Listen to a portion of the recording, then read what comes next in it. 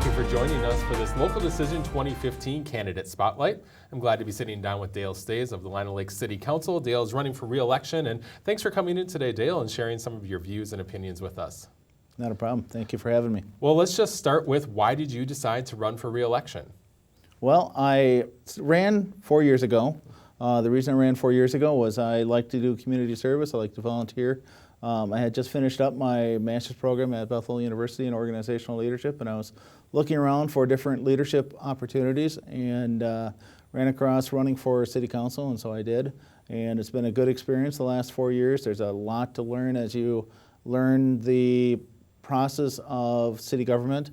It's not as simple as reading a textbook. There's a lot of people to know, which is great. There's a lot of staff you have to understand. There are different roles. And so it's my goal is, after learning the 4 years of being in the city council, that I want to take the skills and the things I've learned in the last 4 years and project it forward for another 4 years, doing things I can do to help my local community be a better community, and look forward to another 4 years. Well, let's jump into some of the issues, and let's start with public safety, because It has been, I think, safe to say, the issue of this campaign in Lino Lakes. Correct. I just want to get your opinion. Why did you support Lino Lakes leaving the Centennial Fire District and then the creation of the fire district, the fire division of the Lino Lakes Department of Public Safety? Why did you support that move? Well, the public safety model that we've had in place for the fire service for the last 25 years has been a safe fire service for our community. The firefighters have been doing a great, superb job.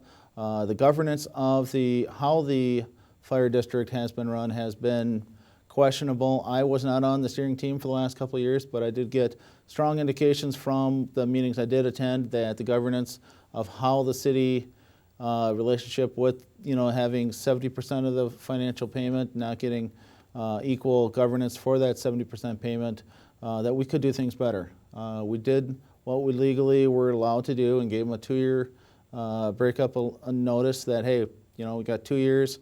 Let's go ahead and break away from this joint power agreements. Let's start creating our own fire district, which we're doing. We have a lot of great assets in our city with our police. Our police are doing a great job with the public safety, and for them to take how they control a scene and add fire service to that, I think was a very incremental change. They're doing a great job of stepping up to the training of what it takes to be a fire professional, which they are.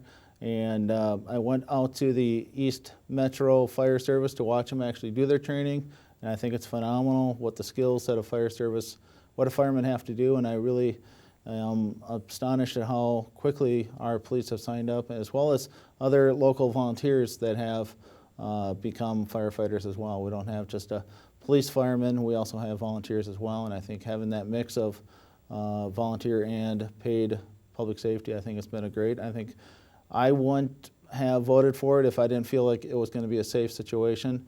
We don't have as many fires as we once had because our code has improved, our electrical code has improved, and different things have changed the way, we don't have as many fires historically as we used to, thankfully, but every fire is important, and I want to say that our current public safety model is going to work, and it's going to be something that I would feel comfortable and I would be happy with living in this community, and so therefore I voted for it.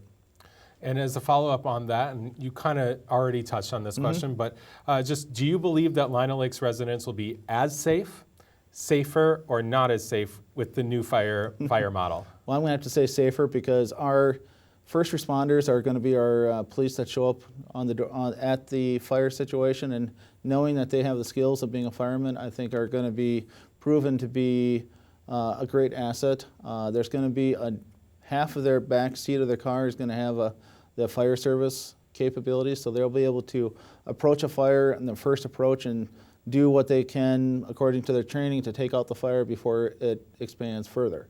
Having a fire hydrant is what their fire extinguisher is what they've had in the past, and having that, there's not going to be another container. I forgot the powder term that they use, but it's going to be another form of them taking out the fire, and if they can take out the fire before it gets bigger, I think that's going to be better, and then they can start setting up this fire scene and start calling up the staff and say, hey, this is a real smoking fire, let's go, and start gearing up for a big fire situation. So I think our public safety model is going to be a good one.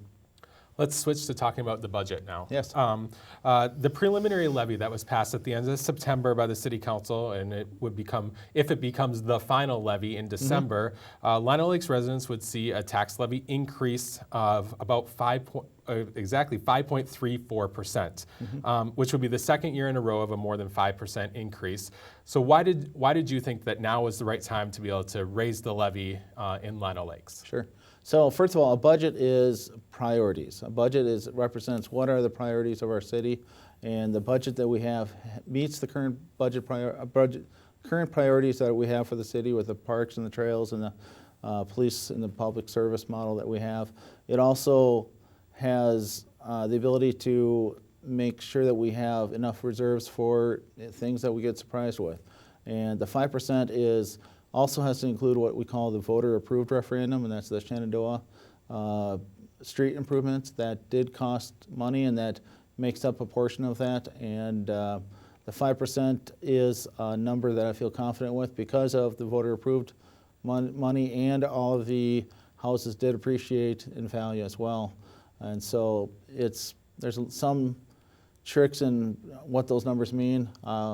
And I feel comfortable with that 5%, but there's other ways of looking at those numbers as well. Okay. And the 5% is a lot lower than the original staff estimate, which was an 18% levy increase at the original estimate. And it was brought down by some cost cutting, but also by using some reserve funds and some $300,000 about of reserve funds, and then also transferring $1 million from the closed bond fund. Do you worry at all about using the stockpiles of reserve money now that they might not be there in the future, and that could cause a levy increase in the future? Sure. So first of all, one of the verbiage changes that can occur is the word reserves versus surplus. If it was my budget at home, I would call it a surplus. The city financial staff often call it a reserve. If it was my own home budget and I had an extra $1.5 million, I'd call that a surplus. And so for us, taking that $1 million from that surplus to be able to pay off the current changes that we need for the budget, I think is the right thing to do, because we can't be sitting there on a big pool of money that go very low interest rate, and let's use it for making our cities the better city that we need, and be able to meet the priorities that we want to do. Well, let's switch topics and talk a little bit about development. Yes. When looking at development opportunities or even redevelopment, what do you see in the future for Lino Lakes? What are things you'd like to see come into the city? And as a city council member, what would you do to bring new development in? Sure. Well, there's many growth areas in our city. The one that's probably going to get the most rooftops is what we call the Madame Homes project, and there's a key word for it, and I forgot the name of that development, but it'll probably change. And that's over by the Eagle Brook Church on 35E, and it's got like 700 home plus possibility. That I think that's going to be our biggest development from a residential perspective. We also have Saddle Club, we also have North Point. Those are some very important housing developments. One we're working on right now is a new vet clinic right across the street from the Apitz garage over on Hodgson and Birch. Getting that corner developed is very important for us, and I'm very excited talking to the family that owns the Spirit Hills Veterinarian Clinic that's going to be putting a new clinic hopefully in that corner for us. It's going to be a great fit for that neighborhood. One that's also near my house, and that's the 49 Club, has been one that's plaguing us for a while, and I think in 2015, 2016, we're going to finally see some movement on that. I've heard that there's a purchase agreement, which would be great to see some changes in that. But truly, it's a lot of these developments are owned by private entities. The city should get out of the way, and if there's the private entities want to make the event happen, they should be able to do it. The cities can certainly encourage, but ultimately the decision's up to the private landowners, that they make the decisions on when they want to sell to development. And the Legacy Woods is a project that's close to our city hall. That's one that we actually own, and that is a good example of a project that in the next couple of years is going to have a lot more development, because that one has a lot of potential. It's not that we haven't been marketing it. We're waiting for just the right tenant to come in there. And I think we got some inklings on some new developments that are going in there. I think it'd be great with that YMCA there and be able to expand that area. When looking at roads and transportation, roads has long been a controversial thing in Lino Lakes with how they're paid for, how they're approved.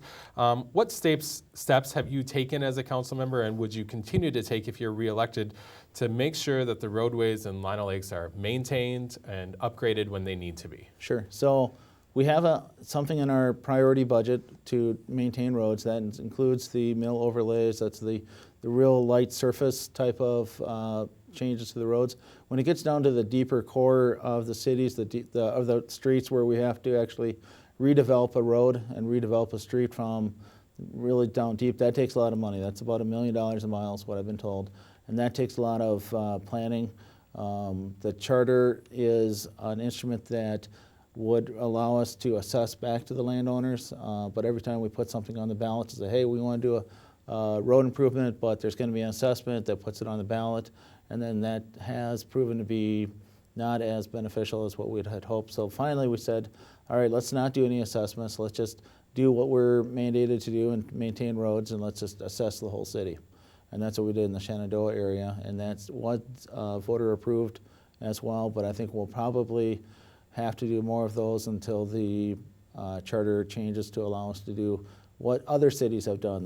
The Hugos, the Shoreviews, the Blaines of the world, they don't have to go to the referendum every time they want to do road reconstruction. They can just do it using the state, I think it's like state 429 or something like that, some mandate that we can use like every other city that's doing it so that we're not behind on our infrastructure. When you think of your time as a council member, what do you see as your most important responsibility? What about that role of a council member, what's the most important responsibility for you? That would be communicating with the citizens, representing the citizens, and showing up and representing to do your job and showing up at all the important events, whether it's a ribbon cutting through the Quad Chamber or if it's just representing this city.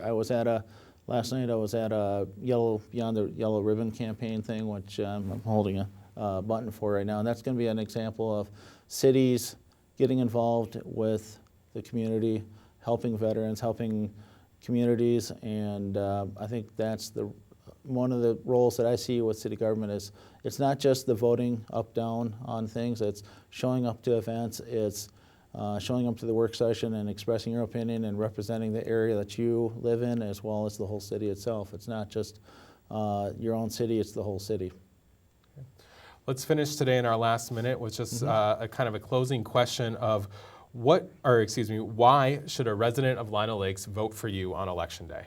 Well, they should vote for me because I want to take the 4 years of skills that I've learned in the last 4 years, and I want to take that and do it for another 4 years.